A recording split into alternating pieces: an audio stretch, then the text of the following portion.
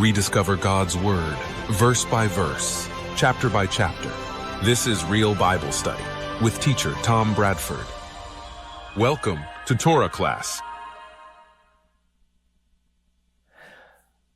I kind of want to preface this by saying, put your thinking caps on. And I know that's an old phrase that our younger people have never heard before, but this is going to be technical, and it's necessarily so in order to read the book of Obadiah, or I wouldn't do it. Now, the book of Obadiah is the shortest book in the Old Testament, but that hardly makes it the smallest when it comes to its importance and its relevance, or in its complexity. In Hebrew, the name of the prophet is Obadiah, which probably means something like servant of God or worshiper of God, something like that. Now, the primary subject of Obadiah is a prophecy of doom against the nation of Edom. And while Edom is mentioned in, rather regularly in a number of the prophetic books, as a nation that's going to suffer God's judgment, Obadiah pays the most attention to it. And even so, as we move through Obadiah, I'm going to incorporate others of the various prophets' messages about Edom to add some much needed flesh to the bones that Obadiah leaves out. Because he is quite aware that earlier prophets had already established the context concerning God's stance towards Edom. And so for the Judeans of his day, there was little need to repeat it because it was already well known. Now, there's a foundational principle that undergirds the words of Obadiah that we're going to see in action in all of the 12 minor prophets. And it is that those who are the people of God and those who are not will each experience different end results in the fullness of time. Those who are God's people will be blessed. They will be delivered. Those who are not will not. Those who are not God's people may not see their negative consequences playing out in their earthly lifetimes. But nevertheless, these curses upon them will manifest in the everlasting world of eternity that is to come. Now, the Bible's clear that although Edom and other foreign nations are depicted as those who are not the people of God, and thus they will be judged harshly, it is not that a human being must be an ethnic or a racial Israelite to be part of and seen as one of God's people. God planted a special people to be his, the Hebrews that began with Abraham. But he also gave the opportunity for others to join his people or to support his people if they so choose. We read in Genesis about the mixed multitude of various ethnicities who left Egypt with Israel, choosing to be part of Israel. On the other hand, Paul went a step further, even suggested that not everyone who is ethnically or racially a Hebrew will be automatically accepted by God as part of Israel. Romans 9:6. But the present condition of Israel does not mean that the word of God has failed, for not everyone from Israel is truly part of Israel. Now, the point I'm making is that merely being descended from Esau or being part of the nation of Edom did not itself condemn a person to God's judgment, nor did being from any other foreign nation. Obadiah does not make such a claim, nor do the other prophets. Yet since this mere 21 verse oracle of God revolve around the subject of Edom and a great judgment it's facing, it's pretty clear that Edom holds some special significance to Yehovah, God of Israel. Therefore, I think it's important to recognize who Edom is historically, exactly where it's located, how it evolved over the centuries, what role it plays in the development of Israel. That way, when we read Obadiah and then we begin to dissect it verse by verse, we'll have the background needed to better understand what's happening and why God's ire is so raised against it. Now, the land of Edom is the most common name in the Bible for this region in the Middle East. And it had, however, other names. That includes the field of Edom, Seir, Mount Seir, and the land of Seir, along with a few combinations of the names I just gave to you. There's a fair amount of scholarship that believes that a few times in the Bible, when we come across the name Aram, A-R-A-M, Aram, that typically is clearly meant to denote what we today call Syria. In fact, the context suggests it's a copyist error, and it ought to read Edom. Now, how, you ask? How could Aram be mistaken for Edom? Well, it's because both of these words are only 2 letters long. The vowel sounds for A, E, and O are not used in Hebrew. So Aram is spelled Resh Mem, Edom is spelled Dalet Mem, and the issue is that the Hebrew letters Resh and Dalet look nearly identical. And so it is among the most regular misreadings and copyist errors when Bibles were hand copied, as they were for millennia until around the 6th century AD with the invention of the printing press. Now, according to certain Egyptian and Akkadian sources, the name Seir is probably the first name for the region as it was given and it was known by, and it likely occurred no earlier than around the 14th century BC. This means it had this name prior to the time of Moses. The name Seir is likely what residents of that area, and the Bible says they were the Horites, called it, as we find it recorded in Deuteronomy 2:12. Only sometime after the Horites were ejected did these new residents change the name to Edom. Now, the territory of Edom is only roughly defined in the scriptures, and the perceived boundaries changed a lot over time with each new civilization that moved into the area. Further, establishing and describing precise boundaries for nations that we're kind of used to in modern times wasn't possible in the ancient past.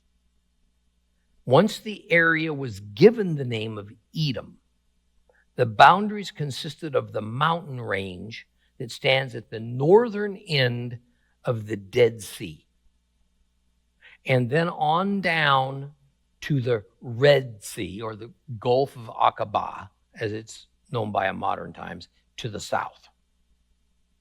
The northern border of Edom was the Zered River, or Wadi el-Hissa, as it's called now, which was also the recognized southern border of Moab. To the east, its boundary was the desert, an area that is now part of Jordan. Edom's southern border was what today is called the port city of Eilat. There was probably no fixed or well discernible western boundary at all. However, it seems that it very likely extended to what the Bible called the Sin Desert. Kadesh seems to be some sort of western boundary identifier, because during Israel's exodus from Egypt, we read in Numbers 20:16 that the Israelites asked permission to pass through Edom. And it is recorded that now we are in Kadesh, the town on the border of your territory. Still another place used to help define what Edom considered to be, its western border, is recorded in Numbers 20, verse 23. It says, as Mount Hor on the boundary of the land of Edom. Now, what is key to understand is that Edom's boundaries were not perfectly fixed or clear. And over time, the territory claimed and occupied by Edom would expand and it would contract. And this was not an unusual state of affairs for nations in very ancient times.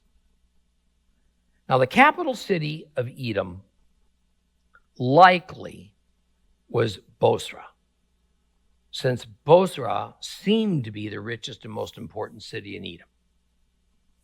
In this era, the thought of a nation having a single identifiable capital city, like a Washington, D.C. or a London, was not universal. Rather, in some nations, a king might simply choose some city where he preferred to live and establish his palace, and it could have been in more than one place. So the government would simply follow him there. Thus, capitals for some nations were more along the lines of what we would call unofficial. And what is rather astonishing to realize is that the archaeological findings and research show that the region of Edom, long before it was called Edom, was settled. It had a pretty high level of civilization as early as 2200 BC. I mean, this is well before the time of Abraham. But as often happens with these ancient civilizations, either some kind of a disaster befell the people, or perhaps drought, or maybe pestilence, maybe even invaders, and it destroyed that 400-year-old civilization around the mid-1800s BC. And for the next 5 centuries, that region would remain mostly empty. And it was just a stopover place for nomads. In other words, there was no nation or government or even a city in existence there. Therefore, it was open territory for the next people group looking for a new home to arrive and establish itself. And of course, that's what eventually happened. Now, archaeology tells us that at the end of the 14th century BC, there was a renewal of an agricultural civilization among the Edomites, the Moabites, and the Ammonites, and the Amorites, who quickly divided into national groups with better defined territorial boundaries. And these kingdoms all prospered from around the 13th to the 8th centuries BC until their destruction in the 6th century BC, about the time when Judah was invaded and exiled to Babylon. Now, it's informative that our knowledge about Edom comes mostly from the Bible. And what we learn about Edom well exceeds what the Bible tells us about other kingdoms that neighbor Israel. This great amount of material in the Bible about Edom is so very helpful from the historical point of view. Genesis chapter 36 devotes itself to the people who would inhabit Edom. Talks about how Edom got its name, the family relationships involved. And clearly these inhabitants are all descendants of Esau, Jacob's twin brother. Now, once the tribes that were descended from Esau moved into the region, they were much like the Israelites when they first arrived in Canaan. That is, they were anything but a cohesive nation. Each tribe had their own territory to control, and so they were masters of their own domain. On the flip side, each tribal prince, well, they only cared about what was his. But in time, kings came into power, and then tribes lost their independence. And during this period of tribal princesses and then finally kings, Edom was strong and its borders secured by a string of border fortresses. And these border fortresses prevented nomadic tribes from coming in from the desert to invade them. And a series of Edomite fortresses were discovered during an archaeological survey in eastern and southern Edom, and also even some in western Edom. There's almost no biblical information in regard to contacts between Israel and Edom during this period of time, except that Edom is listed as among the nations that were troubling Israel. Nations that King Saul fought against at the end of this period. Now, while Edom is certainly a largely arid region, it was not without influence or advantage. Edom's geographical location proved to be strategically important in the ancient world. The region was blessed with valuable resources, particularly copper mines. The city of Timna was renowned for its copper production, and these mines contributed to Edom's economic prosperity. Edom was also located at the crossroads of key trade routes, which added to its significance and to its wealth. So while the Arab world to this day claims that Esau got the short end of the stick and that his descendants were unjustly relegated by Israel to a wasteland, that is simply not historically accurate. Now, here I want to inject something that we need to keep in mind as we study Obadiah, particularly when it comes to understanding just who Edom was and why they reacted against Israel as they did. And they still do, by the way. And why God reacted towards the descendants of Esau as he did and as he still does. In the book of 1 Samuel, we are told this. 1 Samuel 15, verses 2 and 3. Here's what Adonai Tzva'ot says. I remember what Amalek did to Israel. How they fought against Israel when they were coming up from Egypt. Now go and attack Amalek. Completely destroy everything they have. Do not spare them. But kill men and women, children and babies, cows and sheep, camels and donkeys. Who is Amalek? Where did they come from? Well, Esau is considered the father of the Edomites, but you see, he's also the grandfather of Amalek. And according to the book of Genesis, Amalek was the son of Eliphaz and his concubine, Timna. Eliphaz was the firstborn son of Esau by his wife Adah. Amalek is the tribal founding father of the Amalekites. Are the Amalekites and Edomites different names for the same tribe?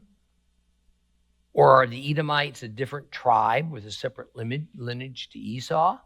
Although different groups, they are united equally by very close family relationship, as well as their primary common desire, the annihilation of Israel in its entirety. Their lives were centered around despising God's chosen people and attacking anything related to them. Edom and Amalek were cut from the same cloth. Esau, who hated his brother Jacob for what he saw as a stolen birthright. It also seems that Amalek was infiltrated by the dreaded Nephilim, the illicit hybrid spirit being, human being, people that came from the sons of God coming down from heaven to have children with the daughters of men. In other words, the daughters of human beings.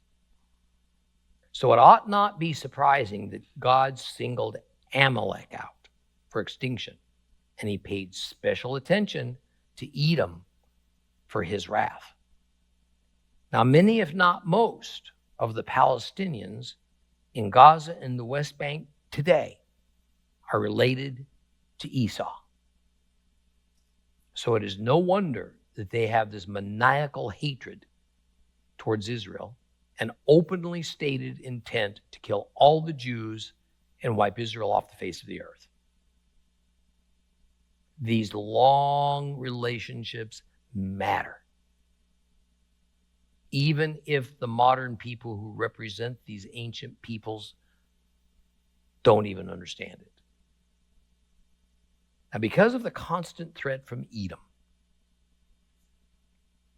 King David finally conquered Edom after a decisive battle in the Valley of Salt. And contrary to the usual way of dealing with the other nations of the Transjordan that he conquered, David decided not to leave the Edomite king in power as a vassal, but rather made Edom into an Israelite province ruled by Israelite governors. And his reasons for turning Edom into what was essentially an Israelite province was probably primarily economic. Since Edom had the wherewithal to give up substantial tribute to Israel. And they controlled the all-important trade routes, both overland, the King's Highway, and maritime, the port of Etzion Geber-Elat. Now, Israel's rule of Edom by means of governors lasted throughout David's reign, and apparently also through most of Solomon's time, until Hadad, a descendant of the last Edomite king, rebelled against Solomon. Now, we have no information about Edom from the end of Solomon's reign until Jehoshaphat came to the throne, we don't have any information from the Bible, we have no information from any other source. Now, it may be reasonably assumed that after the death of Solomon and the kingdom's quick descent into civil war and finally its division into separate and independent northern and southern kingdoms, and especially after the Egyptian king Shishak's campaign in Judah and Israel, Edom finally overthrew the oppressive rule of Israel, and they reestablished itself as an independent kingdom. But it was a kingdom that lasted for only around 50 years. With the expansion of Judah southward in the time of Jehoshaphat, Edom was again conquered by Judah. So later during the time of King Joram, Edom rebelled again against Judah, regaining its independence. And then at the time of King Ahaz, Edom came under the rule of Assyria as a vassal state. So back and forth, this saga went for Edom. Back and forth. From oppressing Israel to being themselves controlled or conquered by a foreign power. Now, towards the end of the kingdom of Judah, in other words, the first part of the 6th century BC, when Judah was rising up against Babylonian rule, Edom was actually ready to join them in rebellion, since they too had been subjugated by Babylon. Okay, the king of Edom sent messengers to a meeting of rebels called in Jerusalem by Zedekiah, king of Judah. But alas, Edom soon showed its historic true colors. And during the invasion of Judah by Babylon, Edom switched sides. And it sent its troops against Judah. And even though Edom gained so much of the wealth of Judah by piggybacking upon the Babylonians' success and subsequent exile of the Judeans, in just a few years, Edom became the target of Babylon's destruction. And after that, several small nomadic tribes infiltrated the now severely weakened Edom, and the historical residents of Edom turned towards Judah's territory and settled in its only lightly populated southern desert region. Here then is also when, due to the Edomites more or less vacating their historical homeland, it led to what archaeologists call the Nabatean kingdom. So in the 4th century BC now, the Nabateans, a nomadic Arab tribe, migrated into this now vacated Edomite region and established a powerful kingdom that centered around the amazing city of Petra that has been featured in many movies, and it draws thousands of visitors each year to view it. The Nabateans prospered through control of trade routes, the development of advanced water management systems, and 3 centuries later, the land of Edom went through yet another great transition. Well, by the 1st century BC, the Roman Empire had conquered the Nabatean kingdom, incorporating Edom into the broader province of Arabia Petraea. This marked the final chapter of Edom's independent history.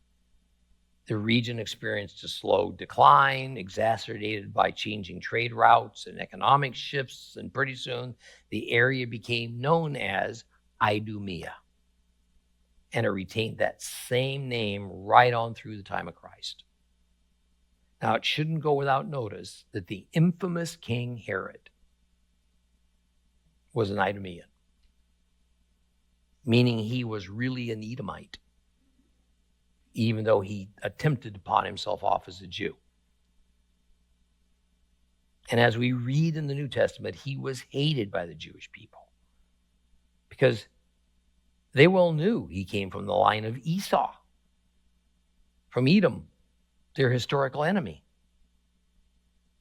And at the same time, the understanding of just where Edom was located geographically changed radically from what it had ever been before.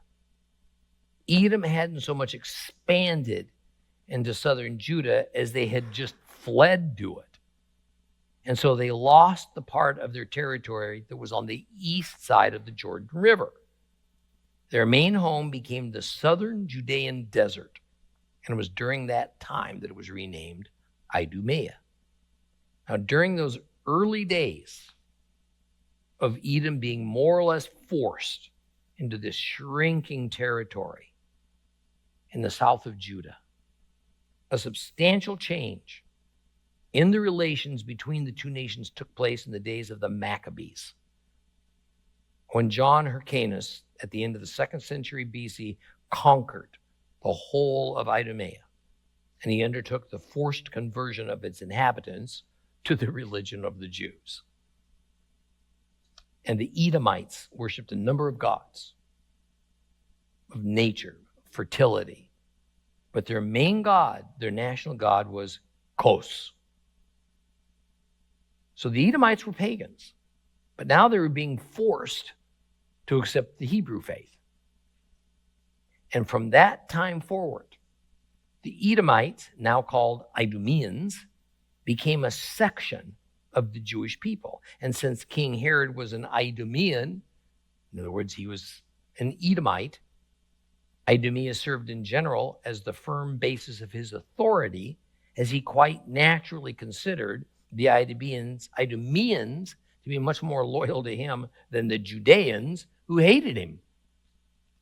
Well, the Idumeans, again, think Edomites, participated in the Jewish rebellion against Rome that resulted in the destruction of the temple of 70 AD. Now, strangely enough, they found themselves in league with the radical Jewish zealots, because the zealots were not only fighting against Rome, they were also fighting against the mainstream Jews who were under the leadership of Anan ben Anan. Because the zealots were thoroughly convinced that Anan and those Jews with him intended to deliver the city into the hands of the Romans rather than engaging in battle with Rome, believing that such a fight would be pointless and suicidal. So not long after that, Idumea just fades from the pages of history. And so the long history of Edom seems to largely just go underground and now undetected. But when the will of a line of people is focused solely on going against God's will and against God's set-apart people, the adversary who leads them does not accept such a temporary setback as the end of the story. Like a river that can go underground, only to reemerge from time to time, Edom seems to resurface from time to time in history as persecutors of the Jewish people.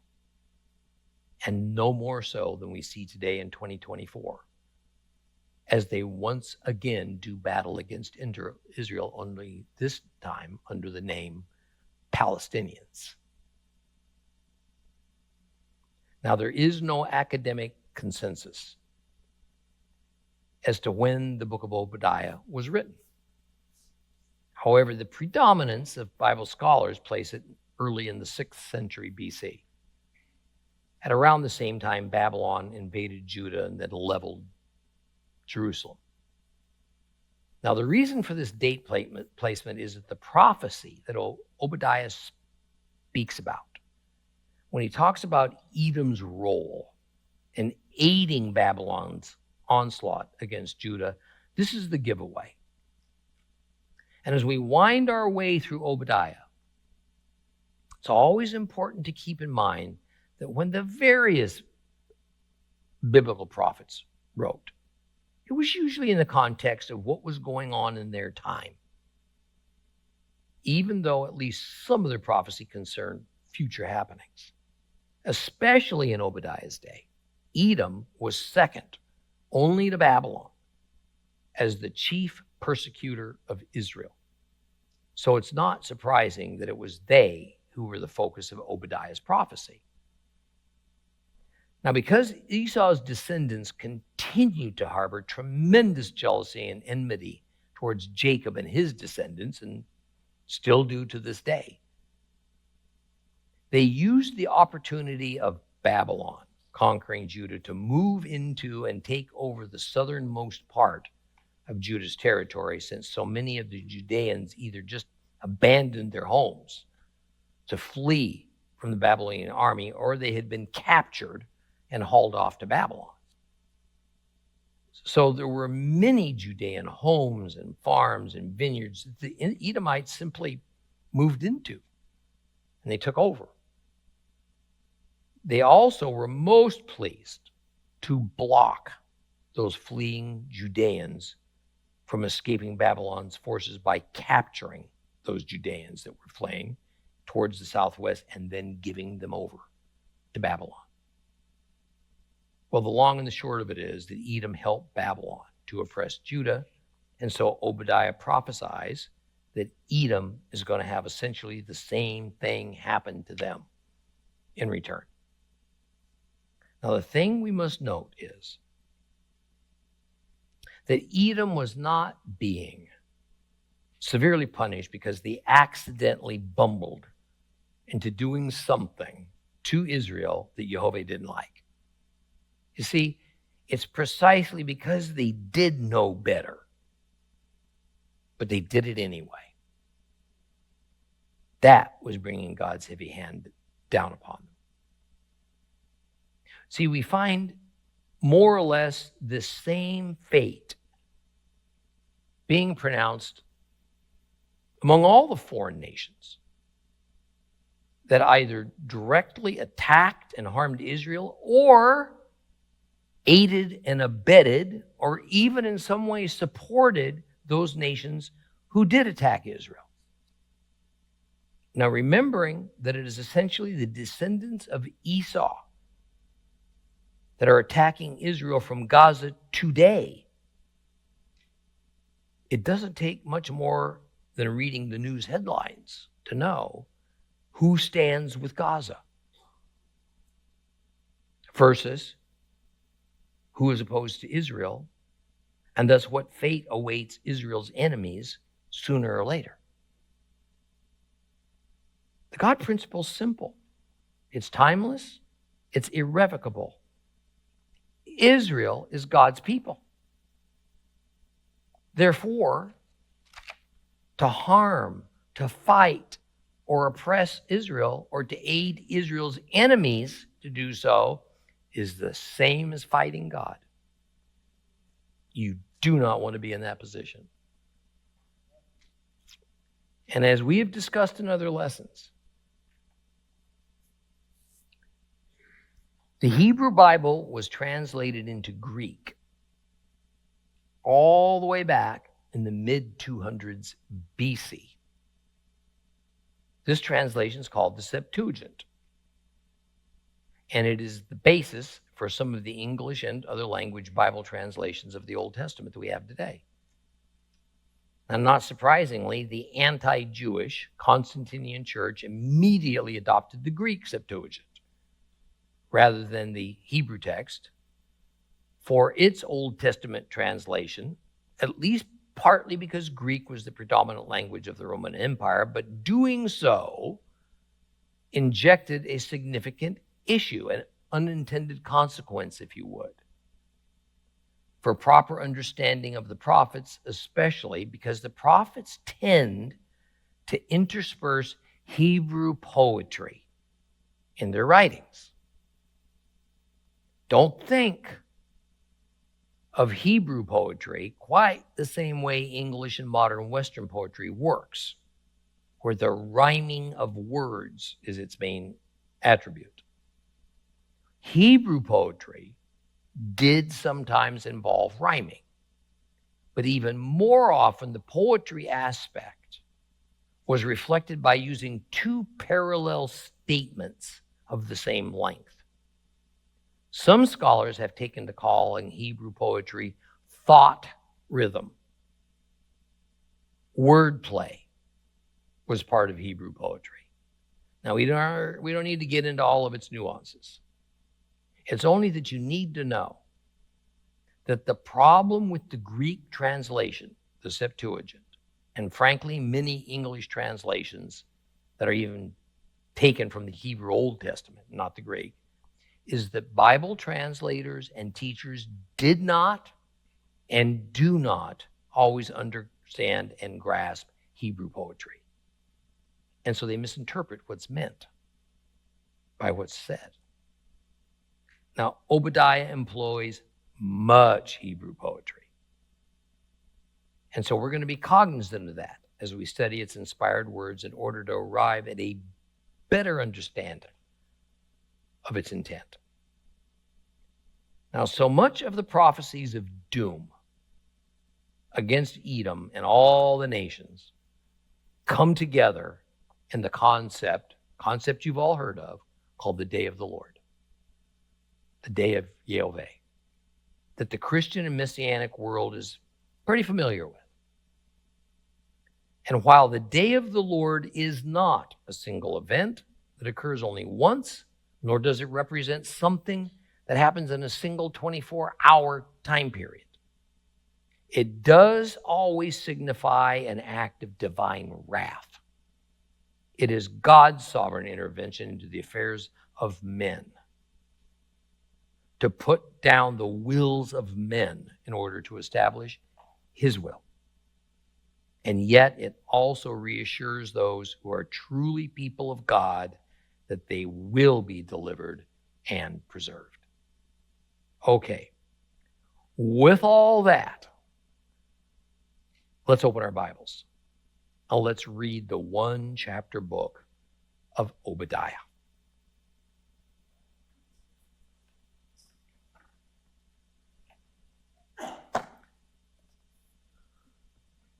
Obadiah.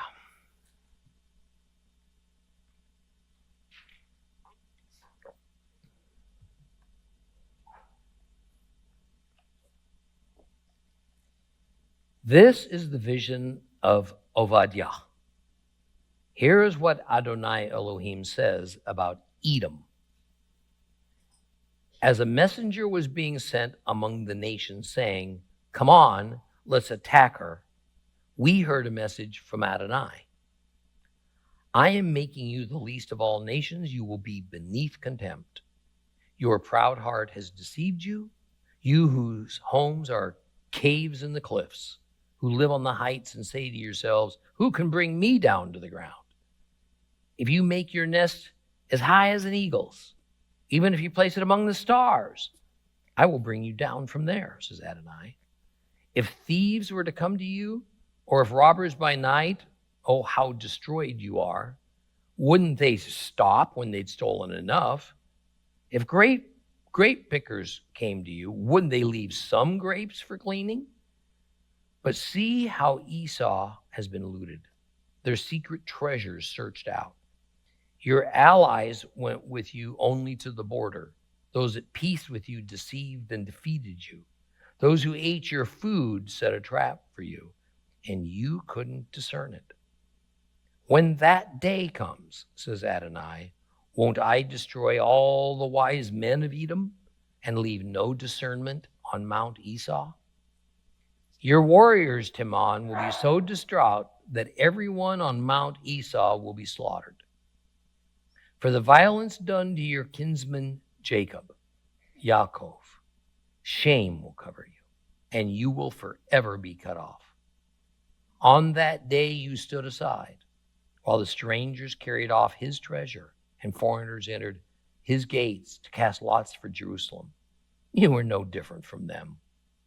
You shouldn't have gloated over your kinsmen on their day of disaster, or rejoiced over the people of Judah on their day of destruction. You shouldn't have spoken arrogantly on a day of trouble, or entered the gate of my people on their day of calamity. No, you shouldn't have gloated over their suffering on their day of calamity, or laid hands on their treasure on their day of calamity. You shouldn't have stood at the crossroads to cut down their fugitives, or handed over their survivors on a day of trouble. For the day of Adonai is near for all nations. As you did, it'll be done to you. Your dealings will come back on your own head. For just as you have drunk on my holy mountain, so will all the nations drink in turn. Yes, they will drink and gulp it down and be as if they had never existed. But on Mount Zion, there will be a holy remnant who will escape, and the house of Jacob will repossess their rightful inheritance. The house of Jacob will be a fire, the house of Joseph a flame, setting aflame and consuming the stubble, which is the house of Esau. None of the house of Esau will remain, for Adonai has spoken. Those in the Negev will repossess the mountain of Esau, those in the Shephelah, the land of the Philistines. They will repossess the field of Ephraim and the field of Shomron, and Benjamin will occupy Gilead. Those from this army of the people of Israel, exiled among the Canaanites as far away as Zarephath, the exiles from Jerusalem and Sarphad, will repossess the cities of the Negev. Then the victorious will ascend Mount Zion to rule over Mount Esau, but the kingship will belong to Adonai.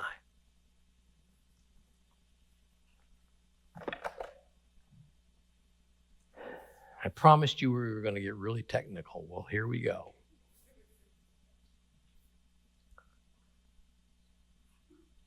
In Hebrew, the opening words of Obadiah are Hazon Obadiah, meaning Obadiah's vision. Now, some scholars say it means Obadiah's revelation, but vision and revelation are similar in meaning, so there's no need to quibble over which one's right.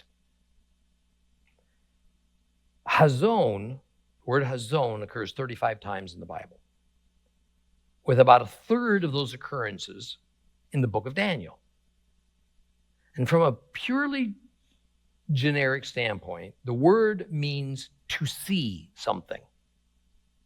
However, in the prophets, it always refers to the content of the prophetic revelation. In academic terms, this rather standard form for beginning a book is called a superscription. A superscription. And since so many Bible books begin with a superscription, but its relevance is rarely ever talked about or explained, its significance just goes unnoticed by Bible students. So let's briefly delve into the literary use and meaning of superscription as we find it in the Bible. The basic definition of superscription is this: it is something written above or outside of something else.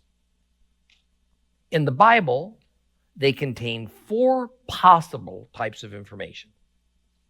First, personal names, usually including the Hebrew preposition le. For instance, more than 70 psalms invoke the name David. Some psalms have Esau. That's Psalms 50 and 73 through 83. There are even psalms that begin with the words, the sons or descendants of Korah.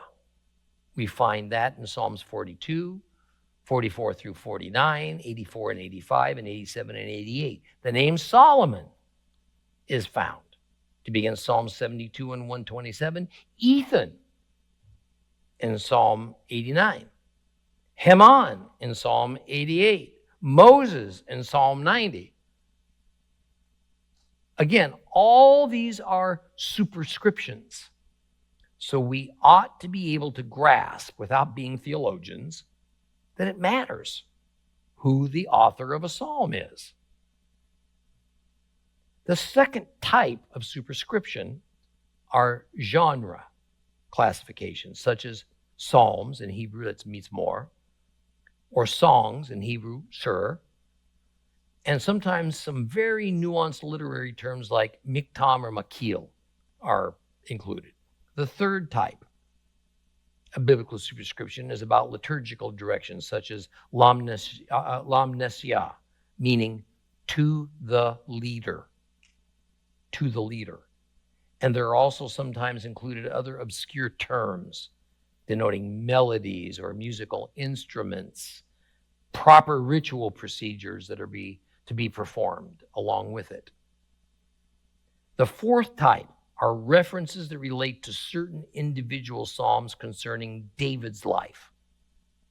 Psalms 3, 7, 18, 34, and a few others. Many of these include technical notations whose exact meanings was, of course, clear to the writer, was clear to the people of that day, but it's not so clear to us. For example, most of the Psalms are described in the original Hebrew as mitzmor, meaning a psalm. But this almost certainly included the understanding that mitzmor meant that when the words were recited, they were to be accompanied with musical instruments. A number of psalms called song, Hebrew shir, also include more nuanced directions as to exactly what type of musical instruments were to accompany the singing or the chanting, such as Psalm 4. With its note, says, to the choir master with stringed instruments. Psalm 5, with its direction to the choir master for the flutes. There are 55 of these psalms.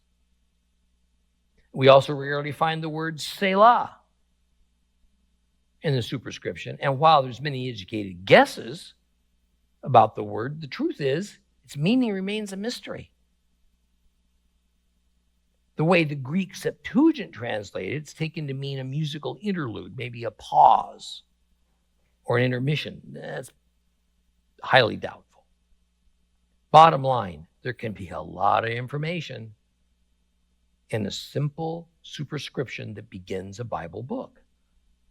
And in the case of Obadiah, we find the author's name, along with the kind or the source, if you would, of the message he's going to deliver. It comes from a vision that he had. Okay? So continuing in verse 1. Following the superscription, we get the words, "Thus spoke the Lord YHWH to Edom." Okay. I prefer not to get bogged down in too much technical jargon. And yet, as with our realizing the importance of what the information of the superscription brings with us, for us, so it is that we need to understand what these next words mean that completes what academics call the messenger formula. So the first part of the messenger formula is that superscription we talked about. Then the next word is the Hebrew word ko, which means thus, in the sense of what follows. The second word is amar, and it simply means spoke. This is followed by the name of the speaker, the Lord YHWH, and then the recipient of the message, Edom. So the messenger formula that we find 19 times in the Hebrew Bible always consists of three parties being identified. The messenger, in this case Obadiah, the sender and author of the message, the Lord YHWH, and the recipient of the message, Edom. This gives us a very plain understanding of the process by which this communication is occurring. It relieves us of any ambiguity. That is, this is not Obadiah's message, nor is it his words. It is the Lord YHWH's message. It is the Lord YHWH's words. And it identifies Obadiah as the authorized person who's to deliver the message. And in addition to the 19 times when God is the one that is sending the message, there are also over 400 times in the Bible when this same messenger formula is used. But in those cases, the sender is a human being. This tells us that the messenger formula was embedded and understood within the biblical Hebrew culture. So, to begin Obadiah, we have the sentence in Hebrew, Hazon Obadiah ko amar Adonai YHWH le-Edom. In English, Obadiah's vision. Thus spoke the Lord YHWH to Edom. Notice that God's formal name is used. This is not rare, but to the average Bible reader, it would certainly seem so. The reality is, God's formal name is written over 6,000 times in the Hebrew Scriptures. However, English Bibles omit it nearly entirely, perhaps allowing God's name to appear a half dozen times on average. Instead of God's name, as it is written, we'll just find it say Lord God or Lord. Part of the reason for this is because when we get to the New Testament, we find Yeshua regularly referred to as Lord. Thus, the Constantinian church began a tradition of sorts to transfer the office of God from being Yehovah to being Jesus, simply by using the word Lord instead of Yehovah, and thereby allowing the Christian reader to assume it meant Jesus. If, like myself, you find it important to know which personage or attribute of God commanded certain things or gave visions or so on, then knowing for certain it was the Father, Yehovah, rather than the Son, Yeshua, well, it matters. Okay, there's been a great deal of information imparted in this lesson. I think we'll leave it for today. Okay? For more teachings of real Bible study and to rediscover God's Word with Tom Bradford, visit Torah Class today on the web, streaming TV, or download the Torah Class mobile app.